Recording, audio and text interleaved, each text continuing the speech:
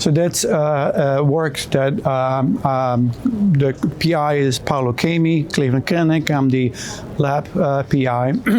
That starts with a disease that's just very hard to cure with CAR T cells. Bristol Myers Squibb recently on their phase 1/2 trial achieved an 18% response rate, which is not bad, but which is not great. So based on findings that I had at the University of Pennsylvania and also continuing research in lab, we asked the question, well, if the tumor burden is so hard to control at collection, because we know that we need a certain T cell subset, it was incredibly difficult, if not impossible, to get enough of these cells to make actually curative T cells.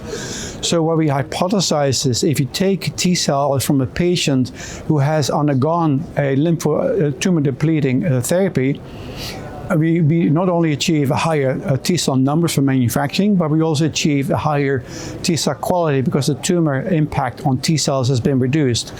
So that study, actually it's not with Paolo Chemi, but others, with Jennifer Wojak at OSU, with Arlen Kader and Adrian Wisner, we found actually that the venetoclax combined with ibrutinib or obinutuzumab does indeed enhance T cell quality in these patients and generate a far more curative T cell precursor pool maybe otherwise would be able to achieve.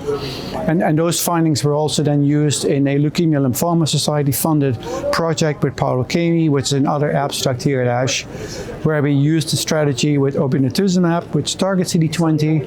Patient will be treated for 2 or 3 weeks of obinutuzumab. We collect their cells, then manufacture the CAR T cells. So it's not just a CAR that has an impact.